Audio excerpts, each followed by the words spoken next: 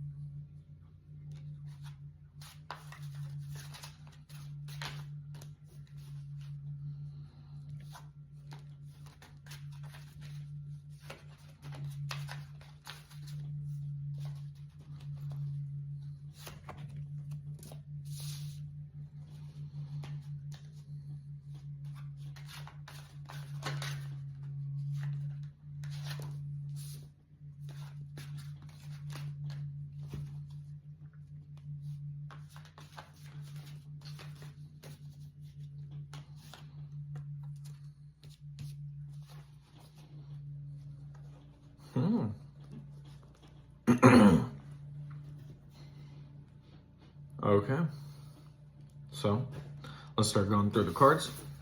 If you're not familiar with how I do this, I go by each card, the meaning, and what it represents, and then I will interpret how all of it fits together.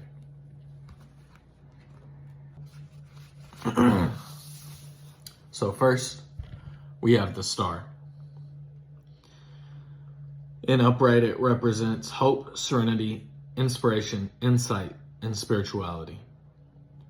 This card is represented by a Russian fairy tale. The sister Alenushka and brother Ivanushka, might be butchering those, no clue. The star is a symbol of hope after a disaster. The need to remain positive after misfortune. To remember that things can get better again. It is staying calm and open to the future possibilities, seeing your situation with open eyes, mind, and heart.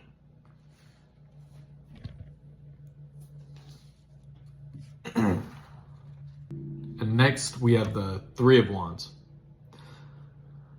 In the upright, it represents self-motivation, freedom, reward, romance.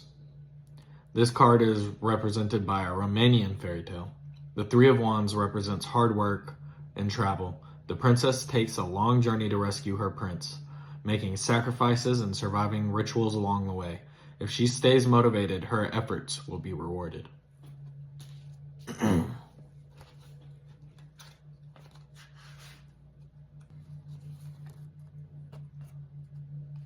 And then we have the Eight of Swords in reverse.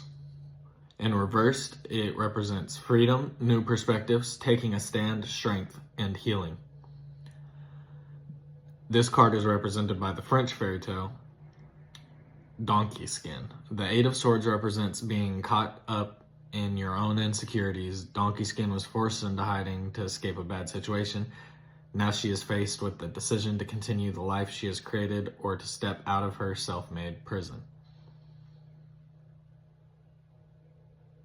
And again, we have it in reverse, so it represents freedom, new perspective, taking a stand, strength, and healing.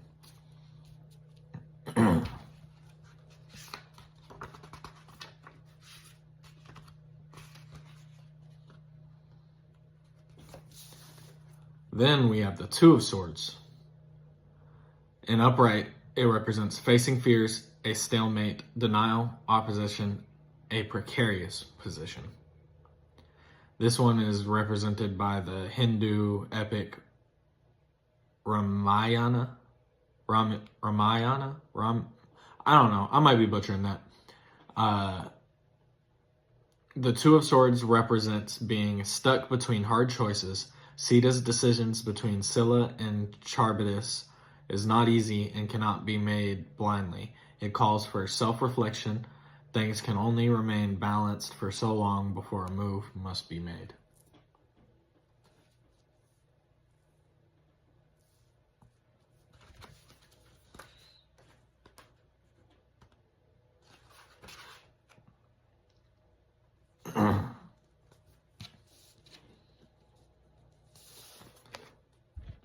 Then we have the Knight of Swords. In the upright, it represents intellect, bravery, confidence, being action-oriented. This card is represented by Malaysian legend of Hang Tuah.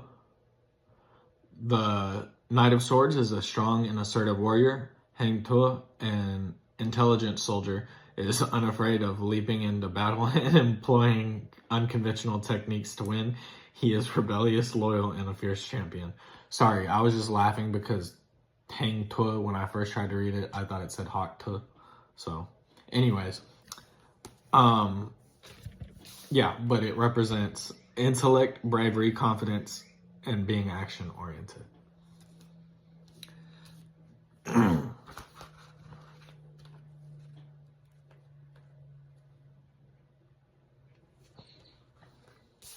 And then we have the Five of Coins in reverse.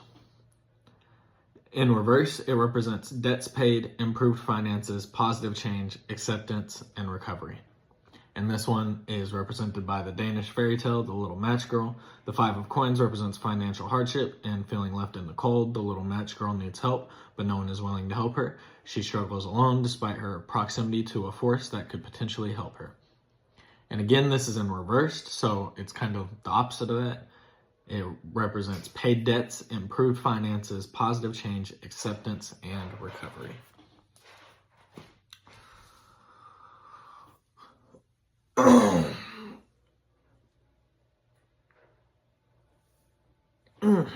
All right, so I'm going to take a look at these and see how they all kind of fit together. So this represents hope, serenity, inspiration, insight, and spirituality. I think through possibly spirituality, inspiration, and insight, it will be giving you hope and motivation to climb and reach for the sky, to reach for the stars. Basically help you get in the right mindset to be self-motivated and achieve your goals. This journey inspired by hope and being motivated and motivating yourself will lead you to freedom in a new perspective. Like it says, this card is represented by freedom, new perspective, taking a stand, and strength. So I think through that hope and inspiration, you'll gain motivation. And then you'll gain a new perspective and understanding of a situation, maybe yourself. It'll help you heal and shed limiting beliefs.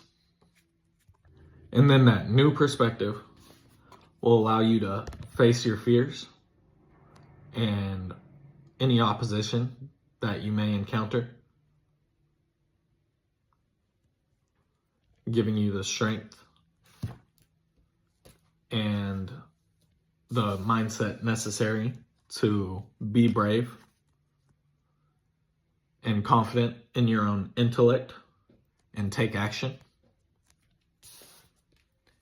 And that will allow you to essentially pay off any debts you may have, whether it's karmic or otherwise. It will also improve your finances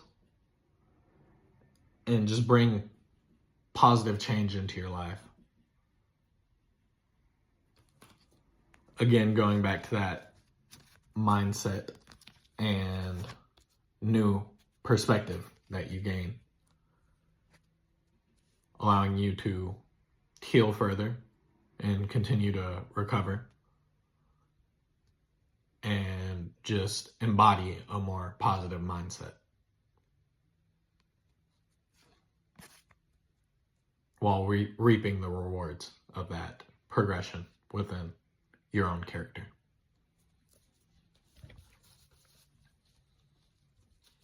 But yeah, that was today's reading. Yeah, I hope that helps somebody. I trust that it'll reach whoever it needs to reach. And y'all have a good day.